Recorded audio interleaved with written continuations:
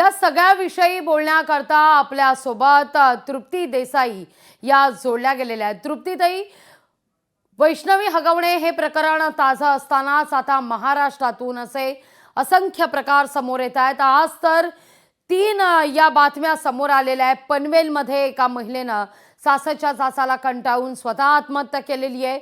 आपल्या बाळाचा सुद्धा या ठिकाणी बाळाला सुद्धा तिनं संपवलेलं आहे।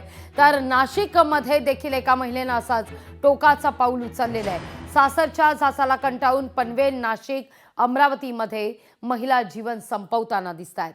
काय घडतंय नेमकं? खरं तर हे गंभीर आहे, ऐकताना सुद्धा त्रास होतोय। आपण जर बघितलं तर आपल्याकडे हुंडाबंदीचा कायदा आहे, कायदा सुव्यवस्था आहे, पोलीस प्रशासन आहे, परंतु महिला तक्रार द्यायला गेल्यानंतर अनेक वेळेला तिथं टाळाटाळ केली जाते।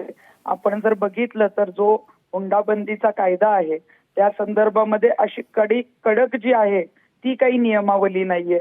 त्यामुळे आरोपींना तातडीनं त्यात जामीन होणं किंवा ते बाहेर पडणं अशा पद्धतीच्या ज्या आहेत ती कायद्याची दुरुस्ती करून ती कलम इथं आलेली आहे। त्यामुळे कुणाला कायदा नाहीये।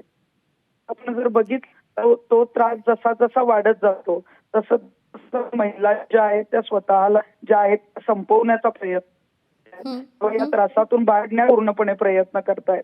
कायदा सुव्यवस्था नेमकी काय करतेय किंवा अशा पद्धतीनं घरातून त्रास होताना एखादा 100 नंबरला कॉल जातो किंवा पोलिसांना कॉल जातो। अगदी अगदी मुद्दा लक्षात येतोय तृप्तीताई। निश्चित या सगळ्या प्रकरणी कायदे कडक करण्याची आता नितांत गरज आहे, अशी खरं तर मागणी या ठिकाणी तृप्ती देसाई यांच्याकडून करण्यात आलेली आहे। तुर्तास धन्यवाद तृप्तीताई, आमच्याशी संवाद साधला त्याबद्दल।